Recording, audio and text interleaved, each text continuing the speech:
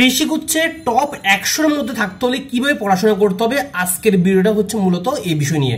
Hello guys, আসসালামু আলাইকুম। তোমাদের সাথে আছি আমি ইয়াসিন পারভেজ জয়। আমরা যারা বিভিন্ন জায়গায় অ্যাডমিশন পরীক্ষা দিয়েছি কিন্তু চান্স পাইনি, তাদের জন্য শেষ বর্ষ হচ্ছে আমাদের কৃষিগুচ্ছ। আমরা কিন্তু চাইলে কৃষিগুচ্ছে অল্প পরিশ্রম করেই কিন্তু একদম টপ পজিশন অর্জন করতে পারবো, কোনো ব্যাপার না।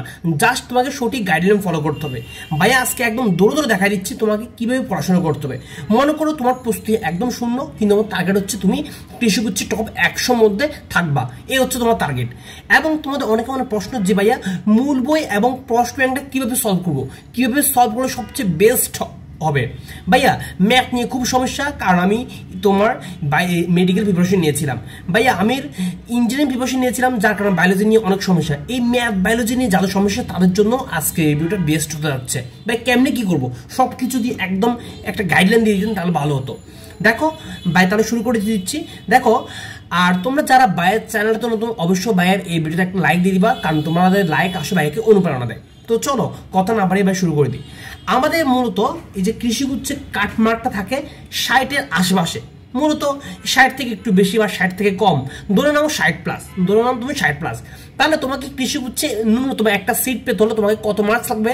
60+ মার্কস লাগবে। মূলত তোমাকে এই টার্গেটটা অনুসরণ করে সামনে আগাতে হবে। এখন তোমরা যাদের আসলে টপ 100 মধ্যে থাকতে চাও, তাহলে কিন্তু তোমাদের আর একটু মার্কস বেশি লাগবে। হ্যাঁ, এটা তো আমাদের জাস্ট মনে করো কাট মার্কসের কথা বললাম। এখন ভাইয়া আমরা কিভাবে পড়াশোনা করবো, কিভাবে পড়াশোনা করলে আমাদের চান্স পাবো, এটা হচ্ছে মেন কথা। দেখো, ফিজিক্স কেমিস্ট্রি মূলত আমরা সবাই মোটামুটি কম বেশি পারি। আমাদের ফিজিক্স কেমিস্ট্রি প্রস্তুতিটা হবে এরকম যে আমরা 19 এমসিকিউ সলভ করব এবং কৃষিগুচ্ছ প্রশ্নগুলো সলভ করব। বিগত বছরের যে কৃষিগুচ্ছের বিভিন্ন ভার্সিটির কোশ্চেনগুলো আছে কৃষিগুচ্ছের, তারপরে আমরা এই কোশ্চেনগুলো সলভ করবো, কারণ এখান থেকে কিন্তু তোমার টাইপ ভিত্তিক বা টপিক ভিত্তিক কিন্তু অনেক কমন আসে।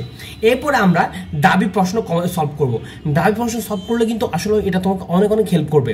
2015 সাল থেকে চেষ্টা করবো এরপরে যে কোশ্চেনগুলো আছে সেগুলো সলভ করে ফেলার জন্য। হ্যাঁ, এগুলো সলভ করলে কিন্তু আসলে তোমাদের অনেক কি হবে, হেল্প হবে।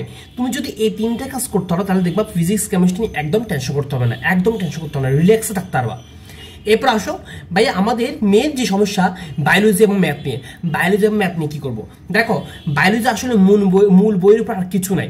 তুমি যাই পড়া কেন, তুমি যে বই পড়ো না কেন, যে গাইডে পড়ো না কেন, তুমি আসলে মেন বই থেকে কোশ্চেন আসবে, তোমাকে মেন বই দৌড়ে পড়তে হবে, মেন বই দৌড়ে পড়তে হবে। এই জন্য তো আমরা খুব শীঘ্রই লঞ্চ করেছি আমাদের 50 ডেজ কৃষিগুচ্ছ স্পেশাল বায়োলজি প্রোগ্রাম, যেটা সম্পর্কে ভাই বিস্তারিত আমাদের এই ভিডিও শেষে জানিয়ে দিব তোমাদেরকে। তাহলে আমাদের বায়োলজি কি করতে হবে? মেন বই পড়তে হবে। মেন বই পড়ার পাশাপাশি একটু প্রশ্ন ব্যাংকটা সলভ করবা। এখন তোমাদের অনেক প্রশ্ন যে ভাইয়া প্রশ্ন ব্যাংক কোনটা ভালো হবে? মোটামুটি ভাইয়া বাজারের সবগুলো প্রশ্ন ব্যাংকে দেখেছি ভাইয়া কাছে সবচেয়ে ভালো হয়েছে নেটওয়ার্কটা। তোমরা চাইলে নেটওয়ার্ক বোর্ডে সংগ্রহ করে ওইখান থেকে প্রশ্ন ব্যাংকটা সলভ করতে পারো। মানে ওদের সাজানো গোছানোর যে ধরনের স্টাইলটা খুব ভালো লেগেছে। এবার ম্যাথ নিয়ে কি করবো? দেখো, তোমার ম্যাথ যদি মনে করো তুমি মেডিকেল প্রিপারেশন নিয়েছিলাম, তোমার ম্যাথে খুবই সমস্যা, এখন কি করবা?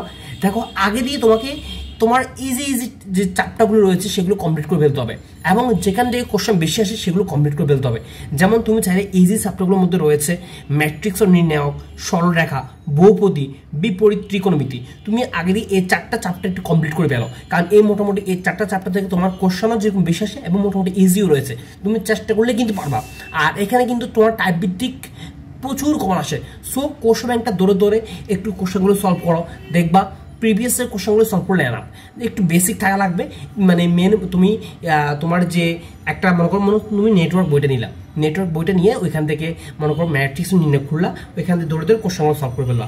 তুমি ওই কোশ্চেনগুলো সলভ করার শেষে দেখবা মোটামুটি ইনশাল্লাহ তুমি কৃষিগুচ্ছের যে কোনো কোশ্চেন সলভ করতে পারতেছো, একদম খুবই ইজি হবে। তুমি যে কোনো কোশ্চেন দিলে মোটামুটি পারবা।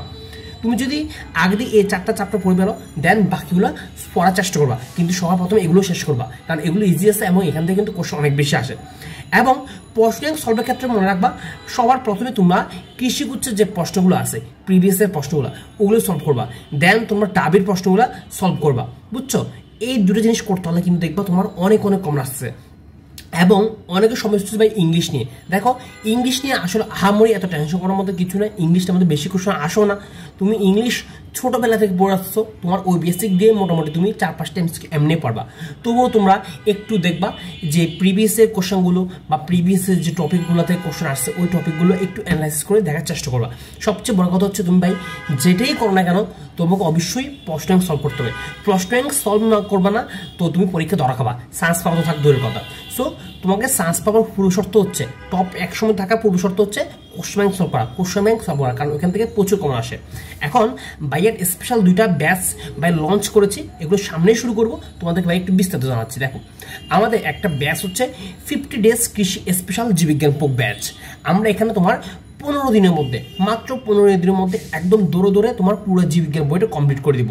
এখানে ভাই মূল বই ধরে পড়াবো, একদম জিরো লেভেল থেকে পড়াবো। তোমার প্রস্তুতি যদি একদম শূন্য হয় কোনো সমস্যা নেই, ভাইয়া আল্লাহর রহমতে একদম দৌড়ে দৌড়ে পড়াই দিব। এবং পড়ানোর সাথে সাথে ভাইয়া প্রশ্নগুলো সলভ করে দিব, যাতে প্রশ্ন সলভ করতেই কোনো সমস্যা না পড়তে হয়।